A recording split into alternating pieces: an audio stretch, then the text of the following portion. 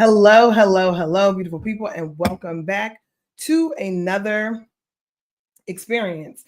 We are navigating this What Employers Want in 2025.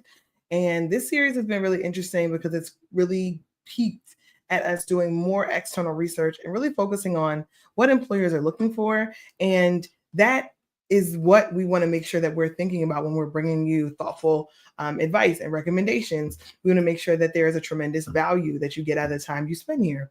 So if you are here with me live, welcome, welcome, welcome. I am thrilled that you are making time to be with me today. I am actually coming on a little bit later than I would normally because I just got off a great conversation with a phenomenal partner and collaborator. So we went over, that was my fault, but I wanted to still make sure that I got here and made this happen. Because I have something exciting that I want to make sure we continue to share and stay in this conversation. So welcome to those of you who are joining me for the first time, and welcome back.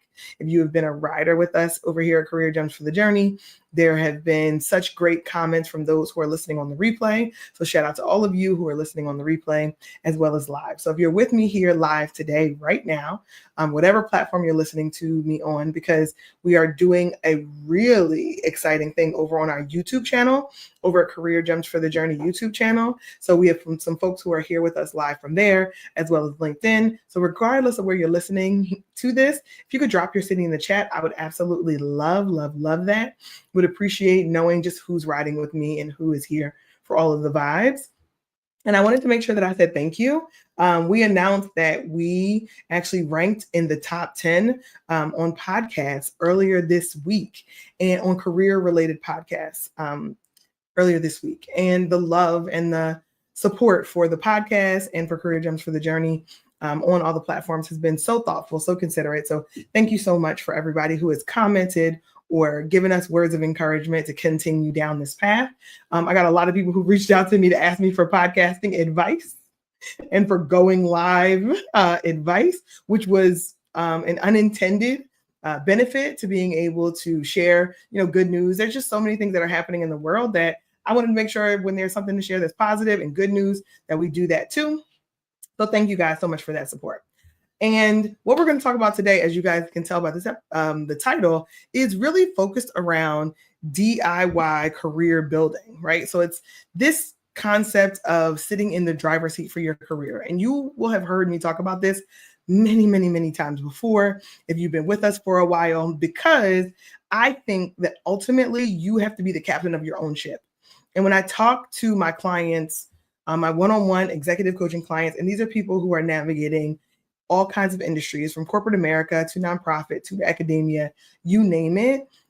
They've been in those spaces. And what I tell them oftentimes is my job is to be the navigator, to help you to navigate the waters, to see what's ahead, help you anticipate what's coming in your career and your professional development, to see those needs so that we can make sure those gaps get filled and that you have the potential to thrive and grow in your career. But ultimately, you have to be the captain. So the captain is the one who is standing at the wheel, driving the boat, turning, adjusting, making plans, and taking in good advice from those who are around them. So that is really the relationship that I try to encourage everyone to be in, to be the captain of your ship, to get great advice, to have people to support you, have great navigators, have great shipmates and other people who support you, but ultimately you're the captain. So that's where the DIY comes from. It comes from do it yourself for your own career. And there was a term that I heard a little while ago, and it just really stuck with me. And I believe April Little, who is a creator on LinkedIn, is the one who shared it. Somebody will tag me if I am incorrect. But what April really talked about was career insurance. And career insurance, in her language, and just to paraphrase, is this idea of your maintenance, your career maintenance is really how you create security in your career, because there's no such thing as job security, right? And I don't think that's news to most of the people who are going to be here with me live, but maybe for some folks who operate in a different generation, or maybe if you're joining me from another country, I can remind myself of this regularly and my clients. There's no such thing as job security in the economy and in the way that American corporate America, nonprofit leadership, as well as academia work. There's no job security. There's always change that's happening. There's always adjustments that are being made. And I like to think about it, to use another analogy, think about your job or your career like a car. You want your car to go 100,000 miles, kind of the traditional kind of old school. My first car was a black Nissan Sentra. His name was Cliff. I absolutely loved Cliff. But Cliff had to get me to 100,000 miles because that was the plan when I bought the car. I bought a Nissan Sentra for a reason, to get me to 100,000 miles or better. But in order for Cliff to get me to 100,000 miles, my black Nissan Sentra, I had to still maintain Cliff. I had to take good care of him. I had to do things that were going to allow him to stay on the road. Think about your career like a car, and your career path is 100,000 miles of traveling. So you're navigating your career, but you have to make sure you're making the right investments and checking on your career. It's not a set it and forget it mode. We don't have that ability, certainly not in this economy where there isn't job security. So when we think about what does it look like to check under the hood for your career? What does it look like for you to do your maintenance for your career? It looks like DIY. It looks like avoiding stagnation. It looks like doing your best to remain as relevant as possible, to do the things that are in your control. It looks like being able to recover when layoff happens or when change inside your organization happens. And notice that I didn't say if, it's when. And maybe you don't get laid off, but maybe there's a restructure, maybe there's an acquisition, maybe there's some other kinds of change, and maybe there's things that are going to directly impact you. And doing your maintenance ahead of time really gives you the opportunity to weather, right, and stay on the road for your career so that you don't have to take an exit sooner than you want to. So what I want for you is career maintenance. So it means taking ownership of your learning, staying curious, and making sure that your skills match the market, not just your current job. I want to say that again, making sure that your skills match the market, not just your current job. So as the market changes, as we are ingesting new information and seeing shifts in the way employers and companies and organizations are retaining or transitioning or turning over people, that is information that the market is doing something different and unique. And we have to respond to that.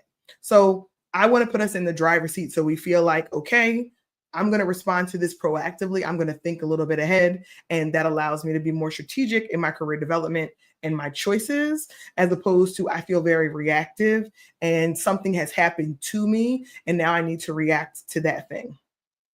So let's talk a little bit more about making sure that we think about what are the tools or processes that need to happen in order for you to feel like you are in the driver's seat and that you can navigate the change when it comes. So the first thing is like thinking about courses and thinking about the certificates and different programs that we talked about in the previous live. Think about what is the learning that I'm doing on a consistent basis. And sometimes it is external learning. So we talked about platforms that we think are good resources for that. And we're going to come out with some more resources to be able to help make some referrals. But organizations that we've done some previous work on are General Assembly, Coursera, LinkedIn Live. There's tons of podcasts, tons of books, right? So those are just 4 or 5 platforms that you can be using to actively think about, what do I need to learn in order to listen to the information the market is giving me and make myself a competitive candidate for the now and for the future.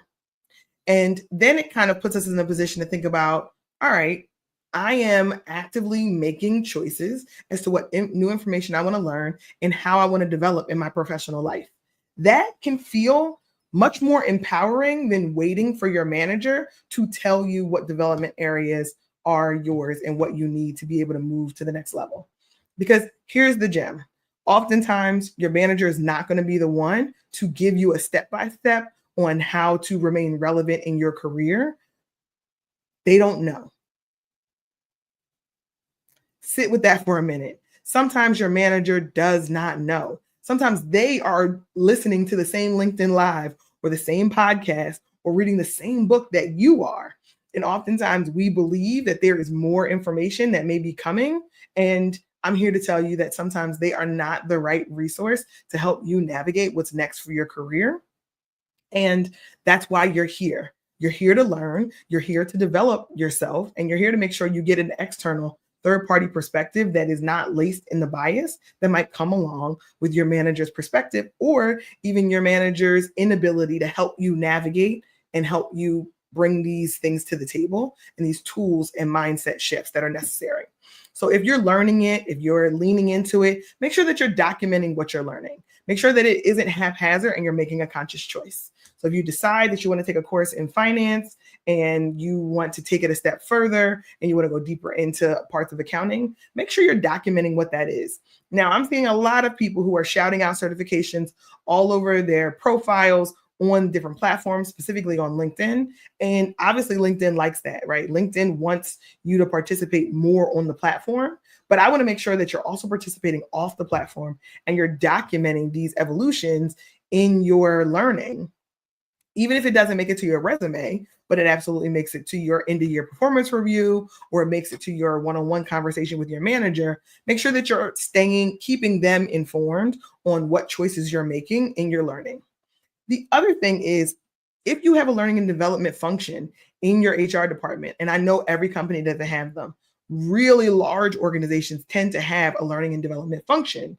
And that function tends to have a treasure trove of resources that are just behind an employee login, right? It might be your single source login platform that you can get to a learning and development tool. And there's lots of stuff in there. There's project management, there's dealing with difficult conversations, there are collaborations, and there are decision-making trees, all kinds of tools that may live in your learning and development organization that is at no cost to you as an employee. That is something the company has already invested in. So even if you're in an organization that is smaller, it tends to be that the learning and development portion can come from different places, but it requires you to ask the question. And sometimes that requires you to have a friend in HR to ask the question, to open the door. What does our professional development look like? What are the tools that we're giving to help our employees stay sharp in our current roles? And then how do I anticipate, where can I go if I anticipate new skills that I'll need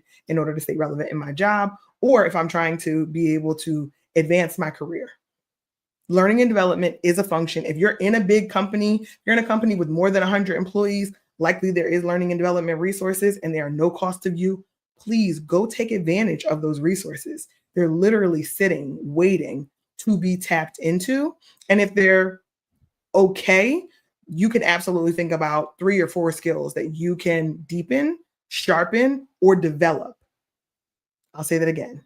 There are definitely at least 3 skills that you can deepen that you already have, sharpen if you haven't used them in a long time, or skills that you can develop just by using internal learning and development resources if you're in a big company. If you're in a smaller company and those resources are not in-house, then these other external platforms, be it General Assembly, Coursera, LinkedIn Live, or other books or podcasts that you want to source, can absolutely get you to a place where you can deepen a skill, sharpen a skill, or develop something brand new. And that is how you DIY your career. You stay relevant based on what the market is telling you you need. So do your own work to make sure you're tracking your performance and you're performing well inside of your organization. And I said performing well. I don't recommend overperforming or doing exceptional performance work in every season of your career. We talked a lot about this in a previous episode, and that's going to feel a little bit spicy. And the reason why I make this recommendation and I do it this way is because when the company is performing well and you are performing well, and that intersection of great performance is actually going to be beneficial to you because the organization is going to recognize that, then it's a great time to have an exceptional performance year. If it's not a great time to have an exceptional performance year because the company is not doing well, there are financial hardships or struggles that are happening in the organization. So an excellent performance year will still not get you the incentive, the promotion opportunity, or the growth that you're looking for. I would say do great work, maintain your reputation so that you are a strong performer, but make sure you're also developing and sharpening those skills at the same time. So I would say perform at a good level, sharpen your skills when you're navigating an uncertain environment inside of your organization. If there is more certainty and more confidence in the organization and more confidence in the compensation or the incentives that go along with exceptional performance, then that's the year to have an exceptional performance window. Now, I'll be honest, that is a next level strategy when you're thinking about career. So if that's something that feels a little foreign to you, or that's something that's like, well, why wouldn't I have an exceptional year every time I could? This is where real strategy comes in when we're thinking about career. So that's something that I would love to talk more about for anybody who's curious and feels like, okay, maybe I'm missing something. That's a deeper level strategy, and we can get into that on a one-on-one discussion. I would love for you to reach out to me via email or via LinkedIn so that we can talk a little bit more about what your career strategy could look like for you specifically. But tracking your own performance and performing at meets expectations is exactly what we want while you're sharpening your skills in DIYing your career. So here is the alignment and kind of the assignment that I really want to give to folks for this week specifically. I want you to do a skill audit, a competencies audit. We're hearing in the news, we're hearing in industry publications, we're hearing from our professional organizations, we're hearing information about what's happening in the job market, be it restructures and layoffs in some organizations, be it focusing on a different kind of consumer in other industries. So there's information that you're bringing in, and doing a skills audit or a competencies audit for where you sit now and kind of looking a year out to where you want to be or where you want to go. Do a quick audit for yourself. Do I have the skills necessary to be able to stay relevant based on what the market is telling me right now? And I would say I have probably 8 copies of the Wall Street Journal sitting next to me on the floor because I'm constantly doing research, reading studies, reading what industry is doing. And reading that information is really what makes me compelled to bring this information to you, because you will see information about how companies are performing or choices that they're making in the Wall Street Journal, right? In all kinds of sources on our regular news feed if we're looking for the information. So do a quick skills audit to see, do I believe that I have the skills that I need in order to sustain in the role that I'm in now and also to progress to where I want to be in my career? And normally it'll fall into 3 buckets. So break your skills down. There are core skills, things that you have, that you master, that you use regularly. So identify your core skills, the things that you master, that you use regularly. Those things should be splattered and talked about all over your resume or all over your external facing job seeking or professional platforms. And then there are stretch skills. So these are skills, and in the second set, stretch skills, things that you want to be able to grow into. You recognize that you may be on the novice side or in the early learning side of this skill, and you want to get better because you recognize it as a valuable skill. So those are stretch skills. I want you to identify where those stretch skills are. And then once you identify the stretch skills, if you want to go a click deeper, start to look at your year holistically. Look at the next 6 months, for example. We're in July now. You have the end of the end of the calendar year. You have a chance to take these stretch skills and bring them into core skills by the end of the calendar year, if you're willing to make the investment in your learning and development as a DIY learning and development person who is bringing in the right skills to stay relevant in the market today, as well as anticipate what's coming on the horizon. And then in the third bucket are your opportunity skills. These are skills that you're not using, that aren't required for your current role, but they are opportunities where you have interest and you want to grow, or they may be areas in which you see a significant shift moving that direction. So those are opportunities where you could see your career growing, your next assignment, your broadening experience could happen because of your opportunity skills. And y'all, those 3 buckets, core skills, stretch skills, and opportunity skills, is where your skills audit will help you to know where you need to put real effort and energy into as you are the captain of your ship and you're doing a DIY assessment of your skills.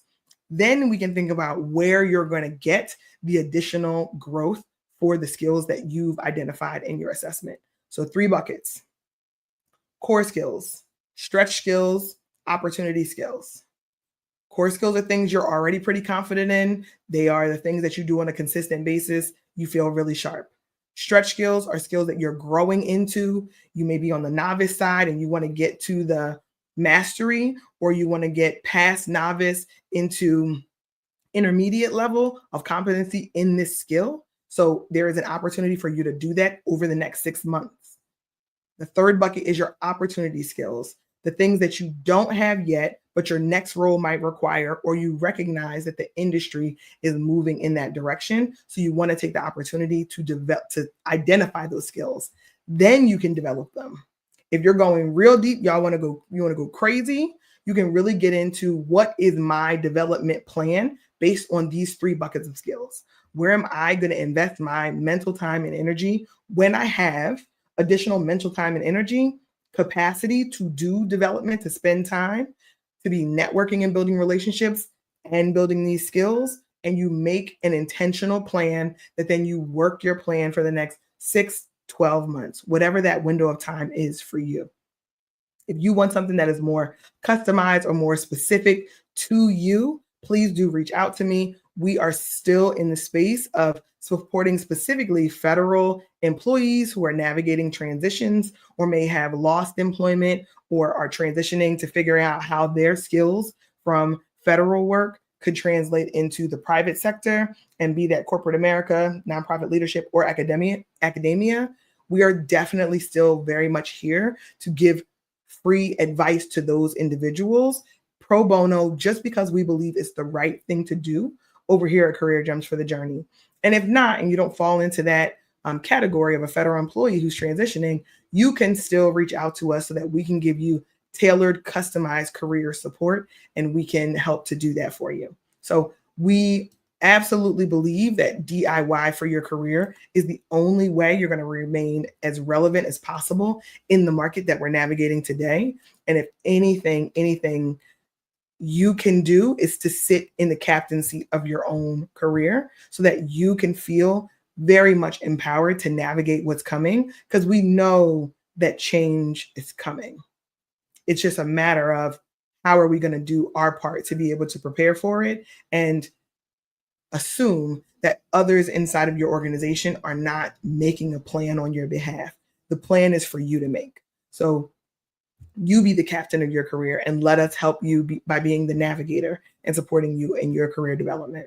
So until the next time that we're together, I appreciate you for riding with us today. We look forward to seeing you next Tuesday at 12 p.m. Eastern Standard Time right here. You can also find us on your YouTube channel, on our YouTube channel. And it looks like Luz Lopez Stewart joined us from LaGrange, Georgia. Welcome, welcome, welcome, Luz. We appreciate you for riding with us. It's always great to see some of our long-term folks who get to show up for us. And we love when all the new people join us too. So thank you so much. Until the next time we're together, make your journey work for you. And I'll see you on the other side.